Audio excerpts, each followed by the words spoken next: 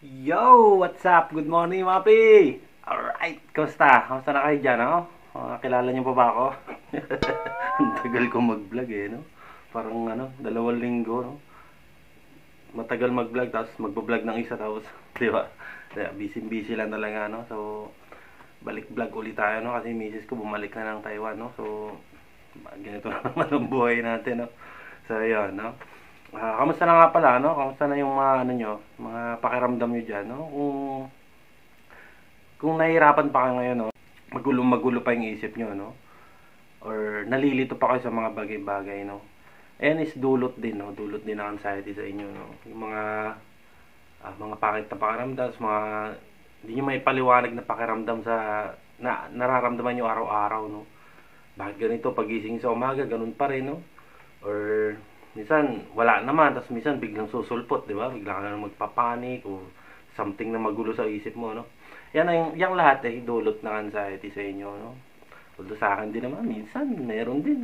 Pero yun nga lang, iba kasi yung may alam, iba kasi yung may knowledge kay, alam mo yung nangyayari sa'yo. So, kung ano man yun, alam mo na yun, matik na, may anxiety kasi ako, automatic yun. Alam ko na to, nangyari to sa akin, kumbaga, hindi na bago to. Mawawala rin to kagad yun.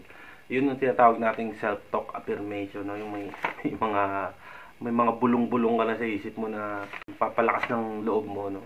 So, yun, no? Dami sinasabi, no? Ang topic natin ngayon is about anxious mind, mga kapatid, no? Yung mga karaniwan na naramdaman nyo, no? Actually, sa akin, no? More on anxious ako kasi anxious ako lagi, no? Noon pa, no? Meron ako mga something na naiisip na medyo kakabahan na ako, no?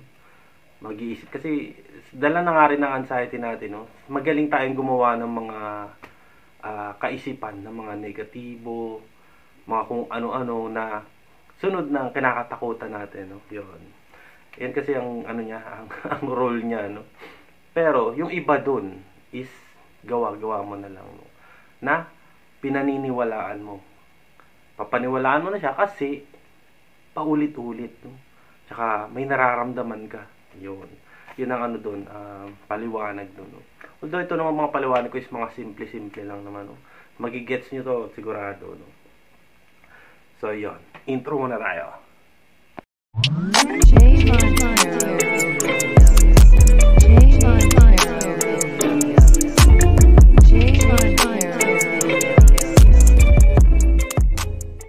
So, yun na nga, no, mga pre, no? Ako kasi, base, nga ng topic natin yan is anxious mind, no? Ako, more on anxious kasi ako, no? Meron akong mga bagay na nakakatakutan na or nag-aalala na ako sa mga bagay-bagay sa future, no? Mga simple-simpleng bagay na baka ganito, baka ganyan, yan. Si what if, diba? Ganyan ako. Pero hindi ako depressed, ha?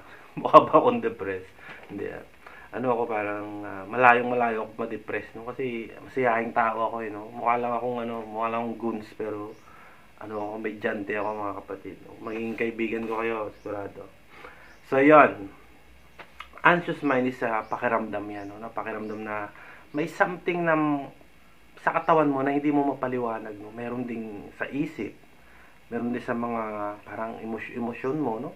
Lalabas yan, kasi meron ka na, Pag sa ibang tao naman meron yan, Meron namang sila nararamdaman na anxious din sila, no? Compare mo sa atin, no? Kasi tayo iba, Iba tayo maging anxious, no? May halong takot, tsaka may simptomas, no? Yan ang kaibahan, no? Kasi sa atin, meron na tayong breakdown na sinasabi sa katawan natin, no? Yung baga sa baso, sumagad na, no? Napuno na. Pumutok na or umawas na. Ganun, di ba? Sa ibang tao, wala pa, Meron mga ibang, minsan, vlog ko rin yung mga, bakit merong mga tao na sobrang stress naman sila, araw-araw sila stress, pero hindi sila umabot sa punto natin, no? Nagkaroon ng anxiety disorder, no? May mga ganun, So, minsan, papaliwanag ko rin yun, no? Dito muna tayo sa anxious mind. So, yun, yung pakiramdam na yun na may parang may mangyayaring masama na nararamdaman mo. Yun na yung lalabas yung kutob, no? Kasi sa mga Pilipino, meron yan, kutob. Na may something na parang may masamang mangyayari. So, ang gagawin mo, gagawa ka ng paraan sa sarili mo, no? Gagawa ka ng matataranta ka, no? Or magpapanik ka, something. Or iba na yung pakiramdam mo, parang mag-exit ka, no? Lalayo ka dun sa bagay, sa, iiwasan mo yun. Yun ang, ng tao, no? Yun ang, kumbaga, natural instinct ng tao, no? Yung, aalis ka dun para mawala yung pakiramdam na yun, no? Yun. Pero sa paraan, sa recovery kasi, hindi pwede. Kailangan maramdaman mo talaga yun, no? Although, meron mga tools, no? Pero iba yun. Ibang nun. Iba-iba ang paggamit ng tools, no? Mga breathing, mga nature, mga ganyan-ganyan, no? Iba yun. Yung mga distraction, tapping, mga ganyan. Iba-iba yun, no? Nakadepende yun sa sayo, no? Kung ano yung mga nalalaman mo, kailangan mo may apply yun, no? Pero kung wala ka namang alat sa apply mo yun, mapupwersa ka lang kapatid, no? Parang papasok sa isip mo, kailangan kong gawin ko para mawala ng pakaramdam na to. Hindi ganun. Kailangan mo munang magkaroon ng kaalaman, no? Na binibigay ko sa inyo, no? Ito lahat to kaalaman, kapatid. Kung ano man yung mga yung gulo ng isip nyo ngayon, dumaan ako sa ganyan, kapatid, no? Alam nyo naman, di ba? Halos lahat na ikwento ko na sa inyo, no? Yung mga buhay ko noon or 2 years ago, no? Siyempre, marami na ako na-share sa inyo niyan. Pero, yun nga, lahat ng yan, ng nararamdaman mo ngayon, mga paghihirap mo ngayon, or mga kalituhan, mga takot mo ngayon, mawala rin yan. Tulungan mo lang din yung isip mo, no? Tulungan mo lang din yung sarili mo, makaalis dyan, no? Sa tulong ng kaalaman na binibigay ko sa inyo. Whew! Diba? So, yun. So, yun na nga. Nagkakaroon ka na ng likot ng isip, no? Alam niyo ba yun? Parang, pag nakakaramdam ka, may bigla na lang may mga lilipad na something sa isip mo na baka ganito, baka ganyan, baka mangyari to, mangyari na naman to, may masama talagang mangyayari dito, ayoko dito, yung ganun eh. Yun yung pakiramdam na na-anxious ka, no? Para kang bigla ka na nakakabahan, manginginig, bibilis yung tibok ng puso, sisikip, di ba? So yun, no, nakakaamoy ka na ng mga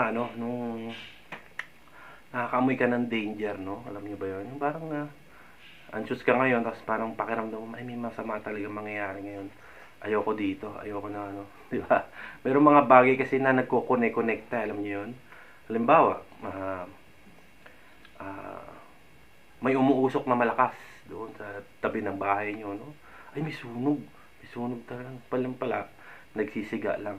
Pero ang dating sa'yo, sobrang lakas na ng tibok ng puso mo, no? Tapos, natatakot ka na talaga, no? Tapos sabi mo, baka masunog din tong bahay namin, madamay kami. Tawag na kayo, di ba? Nervyoso. Ganun yun, kapatid, no? Kaya kailangan natin ng kaalaman, no? Tsaka lagi nating papatunayan, no? Di tanongin mo, sabihin mo, bakit ang lakas ng usok dyan? Yung hindi ka kagad magagawa ng kuro-kuro sa isip mo na baka may ganito, baka ganyan. Tanongin mo muna yung kapitbahay mo, bakit malakas yung usok niya? Nagsisiga. Di ba? Biglang magko-cool down na yun. Yun na yung parasympathetic na sinasabi natin, no? Ganun kasi yun, no? Kasi hanggat hindi mo napapatunayan sa sarili mo or hindi pa nabubuksan yung kaisipan mo about sa anxiety, tuloy-tuloy lang, kapatid, no? Kaya nga yung mga kaalaman na binabahagi ko sa inyo is makakatulong yan, no? Para maibsan or mawala yung pakiramdam na yun, na yung mga pag-iisip mo na pangit or mga pag-iisip na negatibo, no? Kasi wala, yan ang dyan yan ang paraan no? Para gumaan na yung pakiramdam mo. So yon, di ba? Siyempre, amoy ng danger, tapos sa labas sa sintomas, no? Gulo ng isip, tapos mga takot, sunod-sunod na yan hanggang sa iiwasan mo na yun, yung mga takot na yun, kahit nagpapa-anxious sa'yo, iiwasan mo yun. Pero sa recovery nga, sabi ko nga, is hinaharap yun, no? Hindi yun yung iiwasan mo, tatanggihan mo. Alam ko na part lang din ng anxiety ko, wala namang problema, hindi naman siya delikado, okay lang.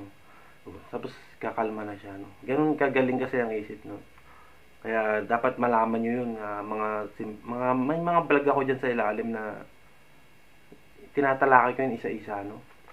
Kung hindi man, hanapin nyo na lang, no? Kasi hindi ko talaga mapapaliwanag. Meron mga nagtatanong sa akin sa comment, no? Sabi ko, hindi ko talaga mapapaliwanag sa'yo ng ganito lang, no? Kailangan mo talagang panoorin, tapos mag-comment ka na lang, no? Kasi ganun yun, Hindi siya yung mapapaliwanag ko na isa-isa, ganito, ganyan. So, tsaga-tsagain nyo lang, kapatid, no? So, yung pagtakas, pag-iwas, no? Yan, nagdudulot na ng ano sa yan, no? Ng takot lalo, no? So, nakukulong tayo dun sa cycle ng anxiety na yun, no? Kaya, yun, tuloy-tuloy lang yan hanggang sa wala na nangyari sa buhay mo, no? Lahat na ng pakiramdam, dinadamdam mo, lahat ng pag-iisip na negatibo, may epekto talaga sa'yo, no? Walang mangyaring recovery sa'yo. Tapos, gusto mo makarecover, pero patuloy ka pa rin, no? Hindi, wala talagang mangyari, no? Natatakot ka kahit wala naman, no? Natatakot ka kahit yung mga perceive lang, yung mga di naman totoo, di naman parang hindi naman kapaki-pakinabang para sa iyo, no? Or I mean, wala namang halaga. Binibigyan mo ng halaga kahit walang kwenta, no? Hindi katakutan mo sila na gawa-gawa mo lang, no? So, yun. Halimbawa na lang, no? Nasa gubat ka, no? Nasa gubat ka, gitna ka ng gubat, madilim, gabi madilim, yun, no? Siyempre, gabi, liwanag lang ng buwan na nakikita mo, no? Tapos madilim siya, wala kang dalang ilaw.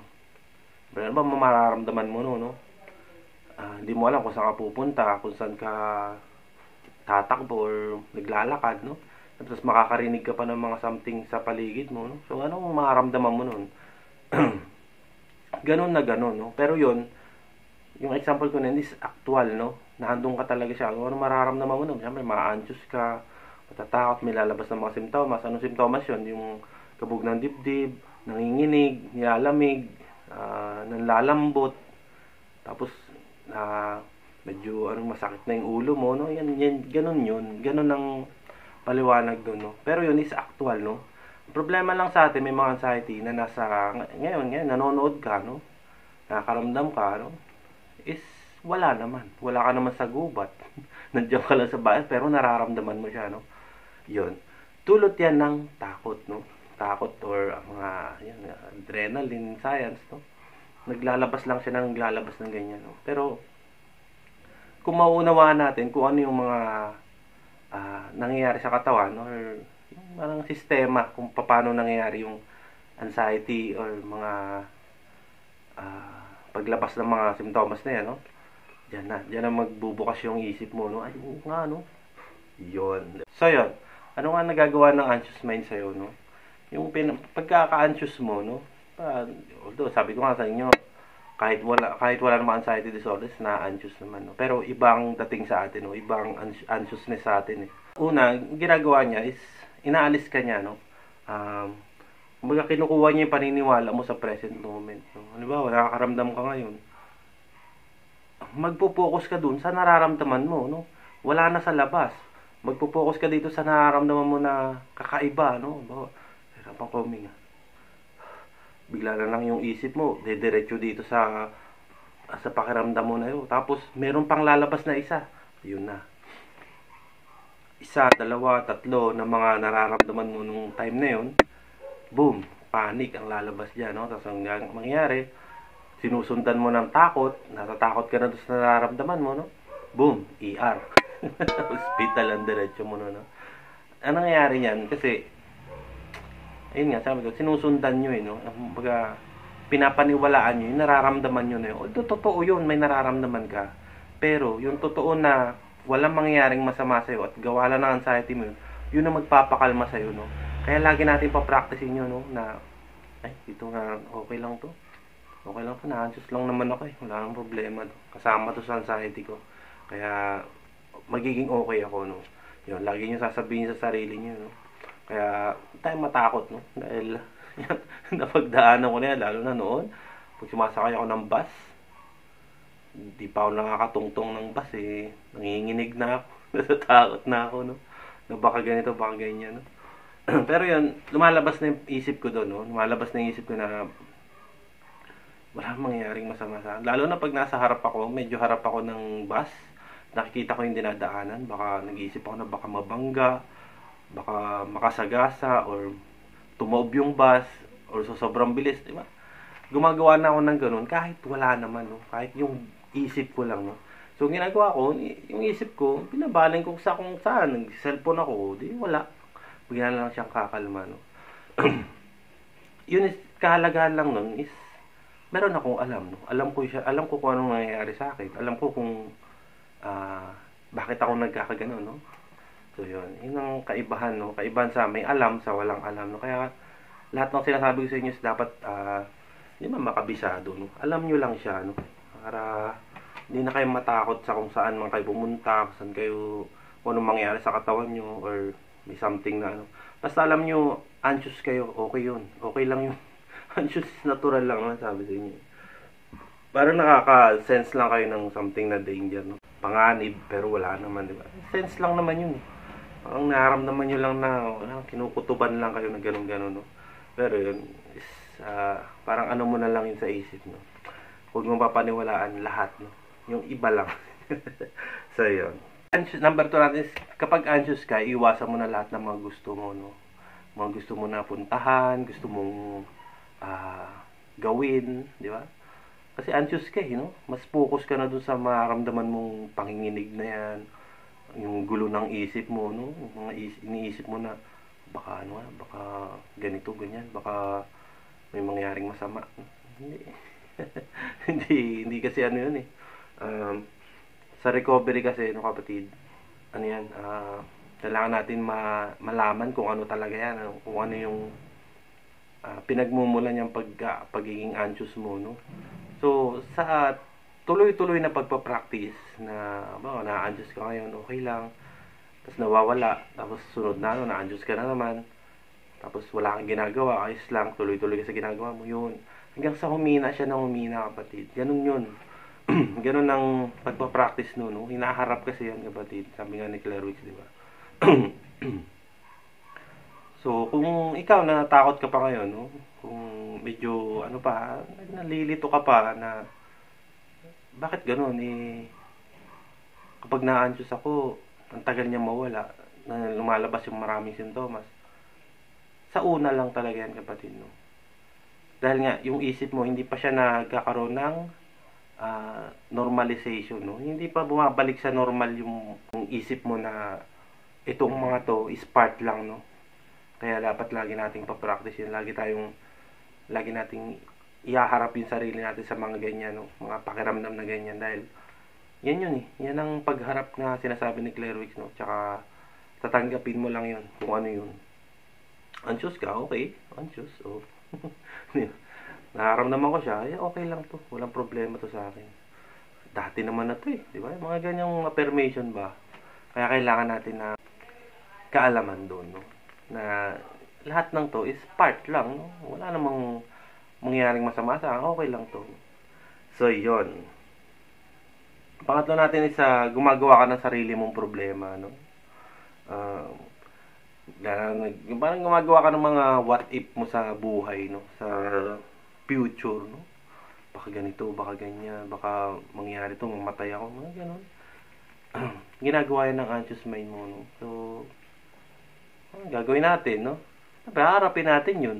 Tsaka lagi natin papatunayan, no? Kasi kung gawa-gawa mo lang, no? Tapos wala namang patunay, makukulong ka dun. Papaniwalaan mo yun. So, pag pinaniwalaan na ng isip mo, may lalabas na something sa'yo, no? Mas lalo kang kakabahan, mas lalong may lalabas ng mga panginginig sa'yo, mga palalabo, pananakit ng ulo, no? Ganyan yun. Kasi nga, kumbaga natitrigger mo yung fight flight freeze natin, no? Napapalabas niya yun. Dahil nga, tinutulungan ng isip mo, paniwalaan yung iniisip mo in future, no? Ganun yung sistema, no? Kapag pinaniwalaan mo yun, yung anxious mind mo na yun, no? So, pang-apat natin is bumubuo ka or gumagawa ka ng sariling multo, no? Gumagawa ka ng mga nakatakutan mo, no? Na kahit wala naman, kahit iniisip mo pa lang, no? Kakatakutan mo na siya na mangyayari to pangit. So, kapag pangit yung nasa isip mo, may malalang mangyayari yung catastrophizing, no? Catastrophic thinking, may malalang mangyayari doon sa scenario na yun. Niwalaan mo yun. So, may lalabas talaga na simptomas sa'yo, no? So, parang paulit-ulit lang ako, no? Kasi nga, nandito tayo sa sa isip, no? So, mental siya. So, kapag anxious, yan kasi pinagmumulan yan, no? Kapag anxious ka, anxious talaga yung isip mo, no? Yun, ganun lang ang ano nun. May lalabas at lalabas talaga sa'yo, no? Kaya, maigi, malaman natin kung kailan ba tayo na-anxious, bakit tayo na-anxious, no? Bakit ba may anxiousness? Bakit ba lumalabas to? O bakit ba tuwing ganitong oras or ganitong sitwasyon lumalabas siya? May nararamdaman ako something, no? Yun, dapat malaman natin yun, no? Kasi yan yung ano dun eh. Pero okay lang yun, kahit anong oras, kahit anong, basta alam mo sa sarili mo na part lang yan ng anxiety ko. Okay lang to, walang problema. Alam ko na to, hindi na to bago sa akin. Tsaka, sa sa lahat yung ano, dilipas siya kapatid. Kahit anong anxious mo ngayon, dilipas yan. Basta yung isip mo, yung baga, matututunan na yan eh. Dahan-dahan yun eh, katagalan, no? Kasi, once na nagmamadali ka na mawala yung pakaramdam na yun, wala, meron kang gagawing tool or something na mawala yun, tapos wala ka pa rin alam sa anxiety, no? Oo, mawawala yun, pero babalik at babalik yun. Parang hindi ka rin nag-practice, no? Parang ginawa mo lang siya para matapos yun. Tinawid ka lang niya, pero wala. Parang walang pinagkaiba yan sa gamot eh. Walang nakakaramdam ka ngayon, minom kang gamot na wala. O, mamaya ulit meron na naman. Inom ka ulit ng gamot, di ba? Parang ano nun, nakakaubos yun, no? Kaya kang turo ni Clairwix, no? Harapin mo yun, no? Kahit hindi ka nagagamot, okay lang yan. Basta tuturuan mo, no? Tuturuan mo yung isip mo na lahat ng to is part lang talaga. So, yun. Number 5 natin is trap, no? Natatrap ka na. Kapag na-anxious ka is parang nakukulong ka na sa cycle ng anxiety, no? Tapos pinapaniwala ka niya na sa lahat ng mga negatibong iniisip mo, no? Lahat ng mga kalokohan, lahat ng mga panluloko sa'yo, papaniwalaan mo, no? Natatrap ka na doon. Kung ano man yung iniisip mo ngayon, or sa future na negatibo, papaniwalaan mo rin palagi. Tuwing nakakaramdam ka, dediretso na yun doon kagad sa iniisip mong negatibo, no? Karamdam ka lang ng kaunti, negative na kagad. Nakaramdam ka ng masakit ng ulo, putok na yung ulo mo, no? Or may tumor ka na, may cyst ka na, may cancer ka na sa utak, sa ulo, sa something, di ba? Yan ang ginagawa ng anxiety sa'yo, no? Yung bilis ng isip, no? Papabilisin niya yung isip mo na gumawa ng mga something na negatibo, no? So, diyan nalalabas fight flight, no? Yung isi-save ka kasi niya, no? Parang iiwas ka niya dun sa mga negatibo na yun. Kaya gumagawa siya ng mga negatibo para iiwas ka niya sa posibleng mangyari, no? Na ginagawa din ng isip mo, no? So yung pangit na mangyaring iniisip mo, ayaw mo mangyari yun. Aalis ka doon, no? Ilalayo mo yung sarili mo doon. Iiwasan mo yung iniisip mo na yun, no? Para ma-save ka. Ganun kagaling ang isip natin, no? Pero, yung iniisip mo na yun is negatibo lang, or alam mo naman, ay, ginagawa lang ng anxiety ko yun, tutuloy pa rin ako. Okay lang yun. Yun. Yun ang dapat nating matutunan, no? Lahat ng mga naiisip mo negatibo, kung wala ka namang proof o wala ka namang patunay na mangyayari talaga yun, huwag mong papaniwalaan, no? Kasi yun nga, kayang-kaya niyang gawin sa yan yung mga negative na yan, mga pagiging anxious mo, no? Huwag nating papaniwalaan. Okay lang naman na lumabas sila, no? Basta yung alam mong totoo para sa iyo, no? Yon, no? Last, no? Iniiwasan mo yung mga bagay na mabuti sa iyo, no? Parang na-anxious ka ngayon, naisip mong pangit, iniisip mo na kagad na iiwasan ko yun, no? Iiwasan ko yung mga bagay na mabuti sa akin, no? Halimbawa sa pagkain, no?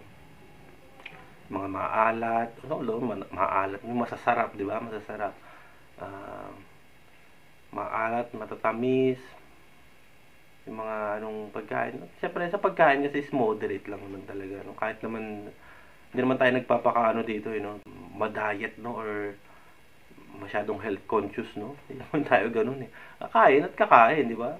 Pre-Pilipino, ano, kain talaga tayo ng gusto natin, no? Di ba? Pero nandun pa rin yung control, no? Sa tingin ng ibang tao, no? Yan, gaya niyan. Iniiwasan mo na yung mga pagkain na gano'n, no?